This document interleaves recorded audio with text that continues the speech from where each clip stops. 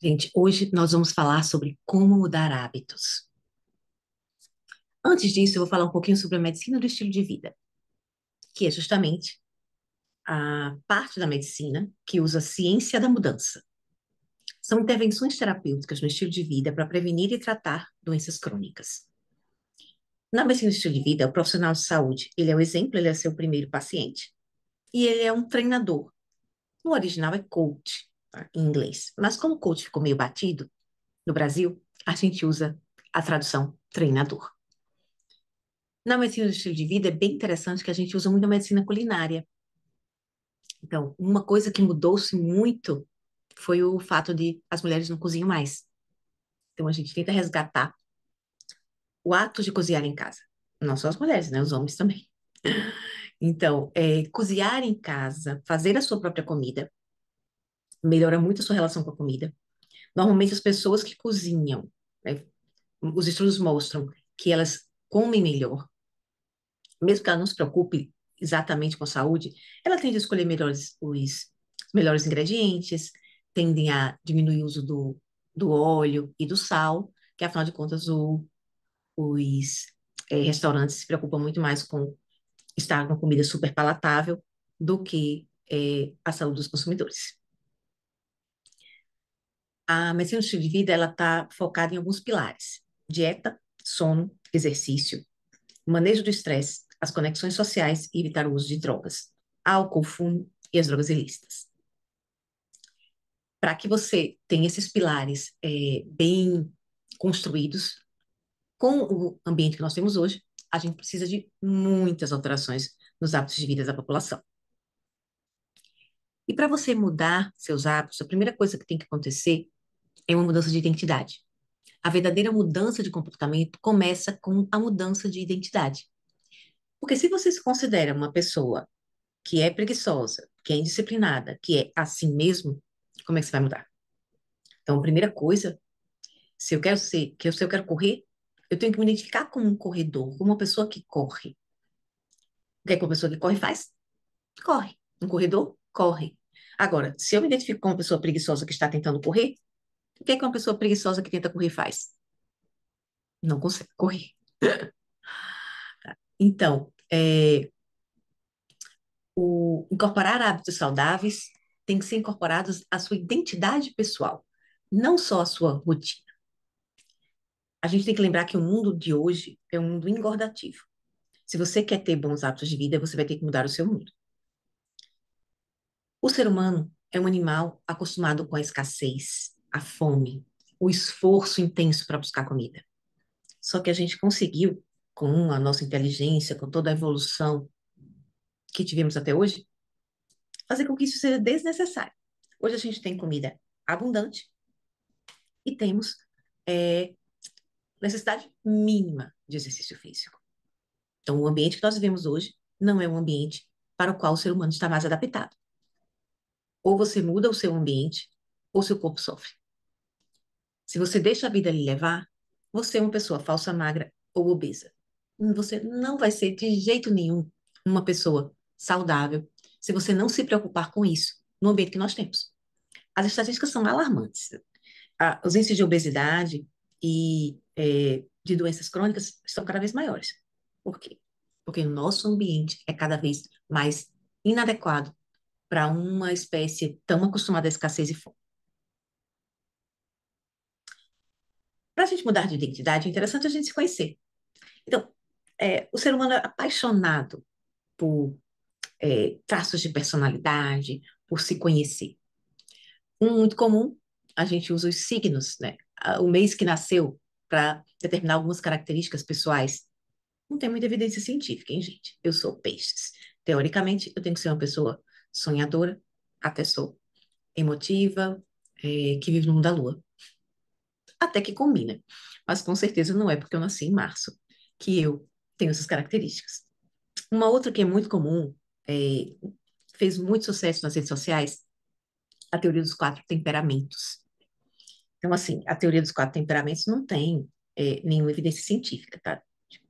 Foi a época de Hipócrates lá que a gente achava que é, tinha a ver com os humores, e tinha a ver com terra e tal, então, assim, não tem muita evidência, mas é uma teoriazinha interessante da gente brincar. Então, você pode ser classificado em colérico, sanguíneo, fleumático e melancólico. Eu já fiz o teste, eu sou colérica. Aliás, colérica não, gente, sanguínea. De onde é que eu tirei isso? Eu sou sanguínea. O que que ela diz? Ela diz, por exemplo, que as pessoas coléricas, elas vêm do fogo. Então, são pessoas extrovertidas que precisam liberar energia, tá? E as pessoas melancólicas, elas vêm da terra, então são pessoas mais pé no chão. Os fleumáticos, eles têm mais ligação com a água, então são pessoas mais fluidas. E os sanguíneos têm a ver com o ar.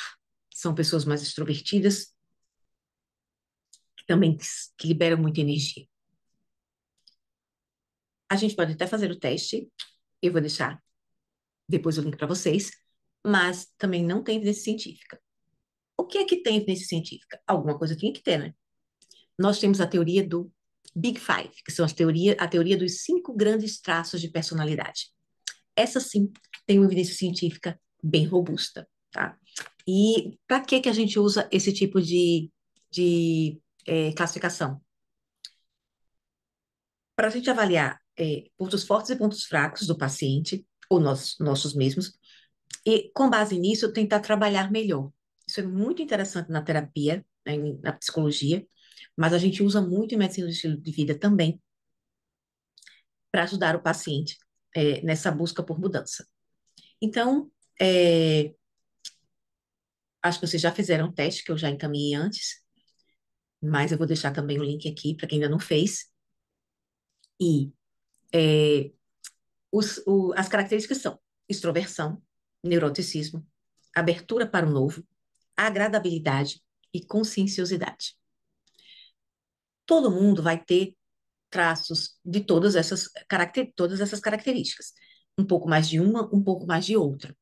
E dependendo desse equilíbrio dessas características, a pessoa vai ter é, propensão a ter esse ou aquele tipo de problema psicológico, esse ou aquele tipo de desafio no dia a dia. Tá? Então, por exemplo, os extrovertidos. O que é que tem quando a gente considera o traço de extroversão alto, essa pessoa tem. Ela é faladora, ela é calorosa, amigável, ela é dominante e assertiva, energética, autoastral, ela gosta de ter muita gente ao redor.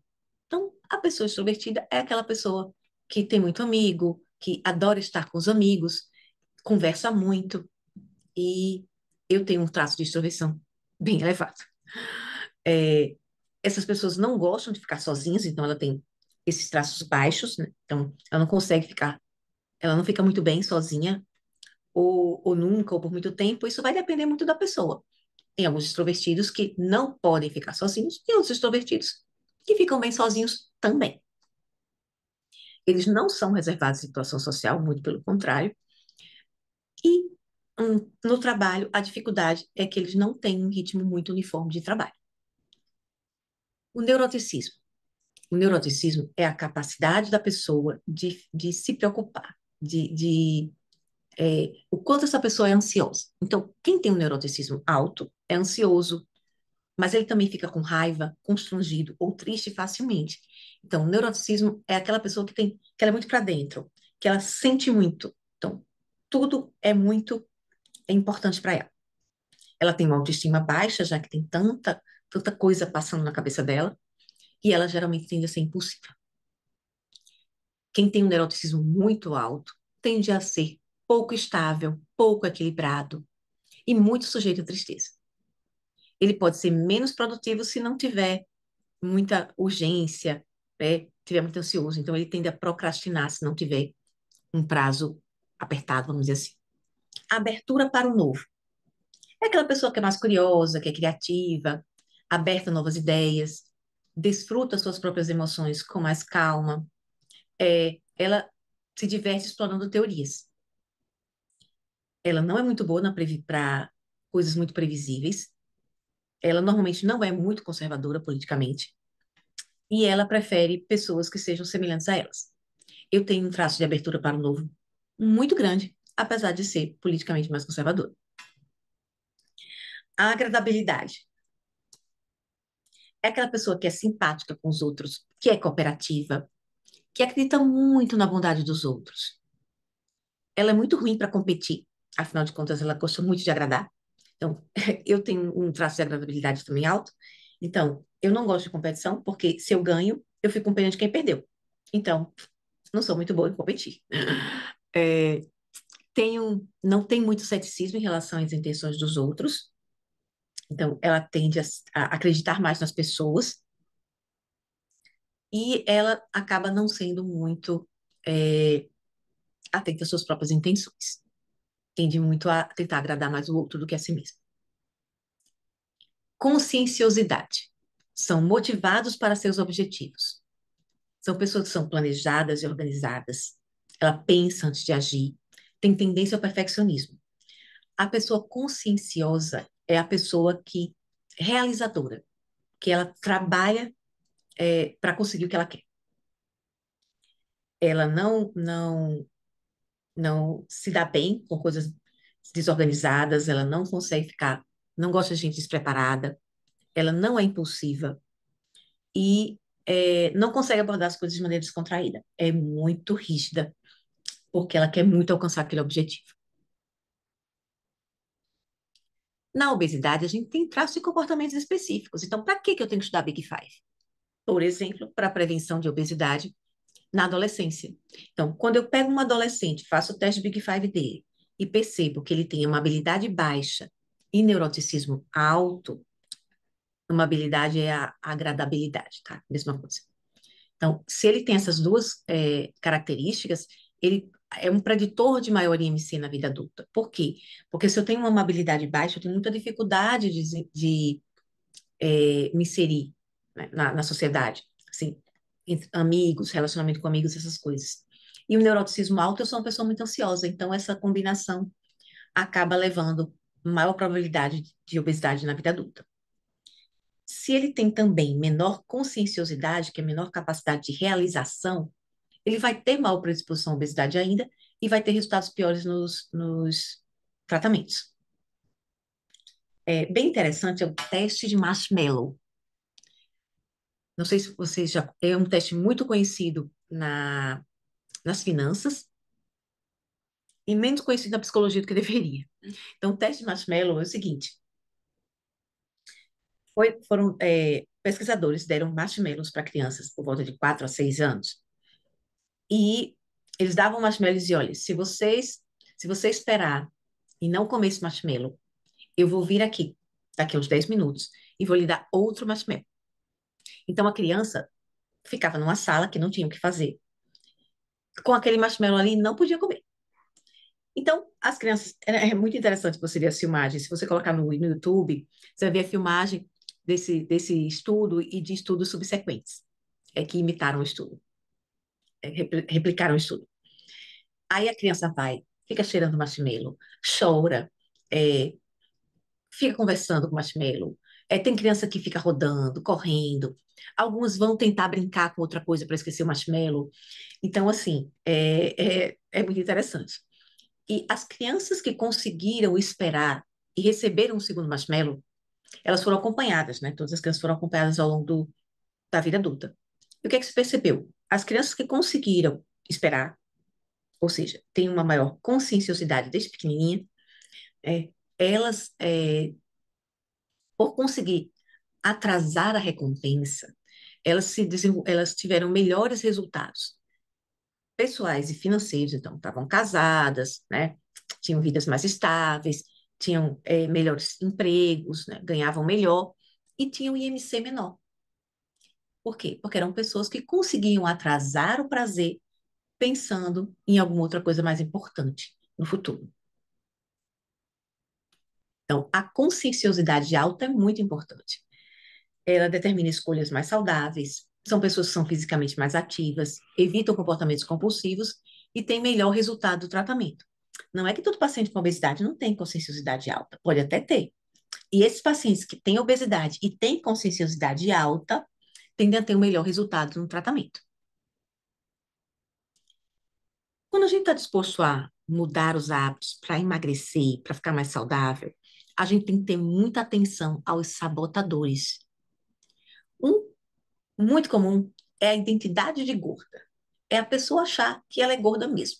Sempre foi gorda, eu sou gorda mesmo, eu sou assim. Se você é assim, você não vai mudar. Então, é muito importante que a gente perca essa identidade de gorda para alcançar a identidade, né? Para se perceber na identidade que a gente quer ter. Uma outra coisa importante, lembra o teste do Marshmallow, né?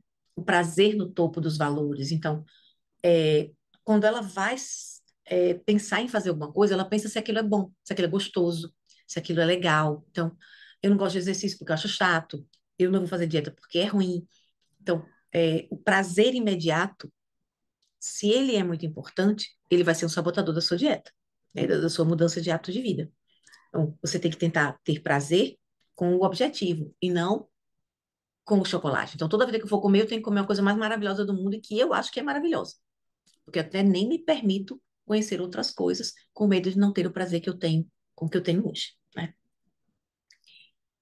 Crenças negativas. Então, eu acho que a dieta é ruim, que a dieta é chata, que quem faz dieta é bitolado, é maluco, é cheio de frescura, quem faz exercício não tem o que fazer da vida, só pensa no corpo. Então, o culto ao corpo, às vezes, a pessoa tem muito preconceito, ela acha que não pode cultivar o corpo, porque isso é vaidade demais, isso é pecado, ou isso é menos moralmente adequado, ou isso é coisa de gente fútil.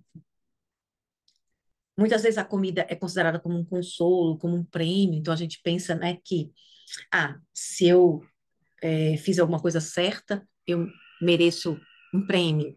Então, ou se meu dia foi muito ruim, eu mereço tal coisa. Isso é muito difícil, você emagrecer desse jeito, né? Uma outra coisa muito importante que às vezes, impede a pessoa até de começar, é o medo de não conseguir. Emagrecer não é fácil. Normalmente as pessoas tentam várias vezes.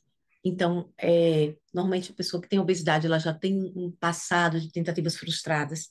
E o medo de não conseguir novamente pode ser um empecilho. A gente tem que trabalhar isso. A mentalidade do tudo ou nada. Então, eu não vou começar a dieta agora porque sexta-feira vai ter um aniversário. Então, eu já vou sair na sexta, então eu só vou fazer a dieta segunda que vem. Eu não vou começar o exercício porque não vai dar para fazer dieta. Nunca vai ser perfeito. A mentalidade de tudo ou nada, ela é terrível. E, inclusive, ela é interessante porque ela é muito comum nos homens com obesidade, né? Ou ele faz aquela dieta, que ele emagrece, que fica, né, todo focadão, ou ele não tá nem aí. É mais comum no homem do que na mulher com obesidade. Desfocar em situação de estresse ou alegria. Isso é comum demais. A pessoa está indo bem, mas aconteceu alguma coisa, ou uma viagem, ou algum problema familiar. A pessoa para de fazer exercício, para de comer direito. Se você se identifica como uma pessoa magra, se você se identifica como uma pessoa saudável, não importa o que aconteça. Se eu sou uma pessoa saudável, eu como saudável, não importa se eu briguei com o marido, se o pai está doente, se eu perdi o emprego. A minha vida é assim. Eu sou assim, não importa o que aconteça. Então, isso é muito importante que a gente tenha esse tipo de pensamento, tá? E não qualquer coisinha desfoca e desbanda a dieta toda. Emagrecer, mudar os hábitos é um ato de amor a si mesmo e à família. Isso é muito importante. A gente tem que estar com isso sempre. A gente chama isso aí de meu porquê. Então, a pessoa ter um porquê forte é muito importante. Qual é o seu porquê? O que é que lhe leva a emagrecer? Por que você quer mudar seus hábitos? Pode ser para vestir aquele vestido maravilhoso no casamento do seu filho, do seu irmão, né? Quer ir para a viagem mais bonita, quer tirar fotos da viagem mais bonita, ou quer melhorar a sua mobilidade porque não está conseguindo pegar um neto no colo. Não importa. Tem que ser um motivo seu e um motivo forte, tá? É importante também a gente entender que o nosso prazer deve ser o prazer em fazer o certo. Nós somos adultos. O prazer de uma criança é imediato, é aquilo. Ela não consegue ver na frente. O adulto, sim. Então, a gente tem que achar prazer em fazer a coisa correta. Da mesma forma que você tem prazer em comer o seu chocolate, você pode ter prazer em não comer aquele chocolate. Por quê? Porque você está pensando no seu amanhã, no seu final de semana com biquíni ou qualquer outro motivo que seja forte para você. Se a gente só tem o limão, a gente faz limonada, gente. A gente não fica se lamentando. Então, é muito importante a gente ter conscienciosidade, tá? O esforço realmente para emagrecer, ele é inevitável. Você vai precisar de bastante esforço. Agora, se você vai encarar esse esforço como um sofrimento ou como um desafio, vai depender de você. A viagem, ela é o caminho, não o destino. Qualquer evolução conta. Então, não precisa ser perfeito. Esqueça a mentalidade tudo ou nada. Se você está melhor do que ontem, você está indo bem. E lembrar que a mudança é para sempre. Claro que durante o processo de emagrecimento a gente vai ter que intensificar mais a dieta e tal, mas as mudanças de hábitos vão ser para sempre. Não é por um período. Não é, eu vou aqui ficar feito louca, fazer 5 horas de exercício, vou fazer jejum de 5 dias e não sei o quê, mas quando eu parar, quando eu conseguir emagrecer, eu volto ao que fazia antes. Não, não vai dar certo. Reavalie suas crenças. Identificar e desafiar suas crenças limitantes. Isso é todo dia. Todo mundo tem crença.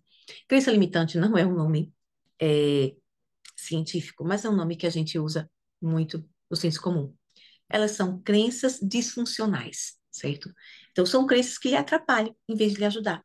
Se uma crença lhe atrapalha, ela não presta. Mude-a. Por exemplo, eu não sou bom em exercício mesmo? Não, eu sou uma pessoa ativa. Eu não sou boa em esportes. Isso é verdade. Também não posso mentir. Mas dizer que eu não posso ser boa em nenhum exercício, eu sou uma pessoa ativa, mesmo não sendo boa em esportes. Mas em exercício eu sou. Faço uma musculação com a beleza. Em vez de você falar, vou correr, lembre-se, identifique-se como aquilo que você quer ser. Você não simplesmente vai começar a correr agora. Você agora, a partir de hoje, é um corredor. É importante que os novos hábitos tenham clareza e especificidade. Você precisa determinar metas claras e específicas. Não é assim, agora eu vou fazer mais exercício. Não, eu vou treinar. Segunda, quarta e sexta, às 6 horas da manhã, na academia Y. Ela tem que ser específica para você poder até fazer o check, para você saber se você fez ou não. Porque assim, mais exercício significa o quê? Subir um lance de escada mais todo dia é fazer mais exercício. Empilhamento de hábitos. Isso é bem interessante. Você deve conectar novos hábitos a rotinas já existentes. Por exemplo, depois do café da manhã, todo dia eu vou caminhar 10 minutos. Ou então, depois que caminhar com o cachorro, eu vou fazer minha academia. Então, você pega um hábito que você já tem, e empilha um hábito novo que você quer fazer. Isso é muito comum nos hábitos ruins também, né? Então, por exemplo, o cigarro. O cigarro é comum depois do café da manhã, né? Depois do cafezinho, tomar o cigarro, fumar o cigarro. Então, para você parar de fumar, ou você para de tomar o café, ou então você, após o café, empilha outro hábito diferente do hábito de fumar. É muito importante tornar os hábitos atraentes e fáceis. São as 4 leis de mudança de hábitos. Eles devem ser claros, atraentes, fáceis e satisfatórios. Como? Por exemplo, claro, eu já falei, né? Então, você tem que determinar um comportamento específico e não falar assim, eu vou comer melhor. Não, não vou comer melhor. Eu vou comer 100 gramas de proteína por dia. É um, é um, é um hábito específico. E claro, ele tem que ser atraente. Então, assim, não gosta de fazer exercício? Então, que tal fazer, é, usar um som que você goste, uma música que você goste, para tornar o ato de fazer exercício um pouco mais agradável? Tem que ser fácil. Então, você colocar o treino para de manhã, porque é uma hora que você não tem mais nada o que fazer, torna o treino mais fácil. Se você colocar o treino para uma hora que sempre aparece alguma coisa para você fazer, você vai falhar no treino. E ele tem que ser satisfatório. Você tem que aprender a ter satisfação com aquele hábito, nem que seja satisfação de ter feito o hábito que você se propôs a fazer. Interessante, aumentar a dificuldade de hábitos prejudiciais. Então, por exemplo, se você sempre come chocolate após o jantar, não compre chocolate, né? Influência social. Nós temos que mudar o nosso ambiente. E nosso ambiente tem muito a ver com quem a gente convive. É aquela coisa, eu não posso mudar com quem eu convivo, mas eu posso mudar. Não posso mudar quem eu convivo, mas eu posso mudar com quem eu convivo, tá? Então você deve cercar-se de pessoas com hábitos saudáveis, participar de grupos de interesses semelhantes, para reforçar a identidade fit. Por isso eu criei a mentoria Você Mais Leve. É um espaço onde nós temos pessoas que juntas querem chegar em algum lugar, né? Querem mudar seus hábitos para hábitos mais saudáveis. Então, você, nem que seja virtual, você tem que ter um grupo que tenha os mesmos objetivos que você, do ponto de vista de saúde. Crie seu ambiente. Esse ambiente vai ser importante para você e para sua família. Eu já falei o quanto o ambiente que nós vivemos hoje em dia, né, a sociedade em que nós vivemos hoje em dia, ela é engordativa, ela é inadequada para a espécie que, né, para nosso corpo biológico. Mas você pode fazer um ambiente diferente para você e para sua família. Você pode, na sua casa, ter hábitos saudáveis. Você pode comer bem na sua casa. Você pode ser uma casa onde o ato de fazer exercício físico é comum. Uma casa onde se dorme cedo, não tem tela à noite. Então, tudo isso você pode fazer no seu microambiente. E você pode ter amigos que pensem desse jeito. Uma coisa legal, a regra dos 2 minutos. Sempre que tiver muito difícil para você começar um hábito, empilhe os hábitos apenas com 2 minutos. Então, por exemplo, tá difícil você correr, use hábitos que têm apenas 2 minutos. Então, eu vou pelo menos colocar o tênis de corrida, porque depois que você bota o tênis de corrida, você já botou o tênis de corrida. Agora eu vou ter que fazer alguma coisa, né? Nem que seja uma corridinha leve. É interessante também dispositivos de compromisso, criar barreiras para maus hábitos e facilitar os bons hábitos. Exemplo, guardar lanches não saudáveis fora da vista ou não comprá-los. Já deixar as frutinhas cortadas e fáceis na geladeira. Então, se você quer comer mais fruta, deixe as frutas fáceis. Se você quer comer menos doce, dificulte achar doce. Recompensas imediatas são muito interessantes. É aquela história do prazer.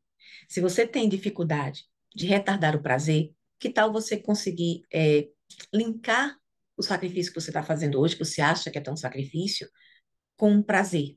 Então, por exemplo, é, eu vou, se eu treinar bem direitinho essa semana, eu vou transferir, toda semana que eu treinar bem, eu vou transferir R$ 100 para fazer aquela viagem que eu estava querendo. Então, você vai querer ir para a viagem, você não vai querer faltar o treino. Importante, consistência e frequência. Repita os comportamentos até que eles se tornem automáticos. Não vai ser no primeiro mês que você vai acordar com os olhinhos saltitantes para fazer o treino. Mas com o tempo, aquilo vai ficar acostumado. Vai ficar um costume para você. Você acorda, já sabe. Todo dia você faz a mesma coisa. Você acorda, bota a sua roupa e vai treinar. Você já está tão acostumada que aquilo ali é automático, você nem pensa mais. Mas isso leva tempo. Então você tem que focar na frequência das ações. Você não pode desistir. Eu sei que você já tentou emagrecer antes e não conseguiu, mas é assim mesmo. As pessoas que emagrecem, elas tentam várias vezes antes de conseguir. E essa vai ser a vez que você vai conseguir. Como é que eu sei? Porque você não vai desistir. Se você não desistir, você vai conseguir emagrecer. Isso é o que tem que ficar muito claro. As pessoas só fracassam quando desistem. Se você está com dificuldade de conseguir mudar um hábito, é, já tentou de várias formas e não está conseguindo mudar aquele hábito específico, é só a gente mudar um pouco a rotina, mudar um pouco a direção. É para isso que existe. Projeto MEV, a mentoria Você Mais Leve, é para isso que eu estou aqui. Para lhe ajudar, né, como um treinador, para lhe ajudar para você chegar naquele objetivo. Não é fácil, não é rápido, mas é possível e é só não desistir que você consegue. Muito obrigada. Se você tiver alguma dúvida, a gente vai responder. Você pode colocar aqui nos comentários ou perguntar no grupo.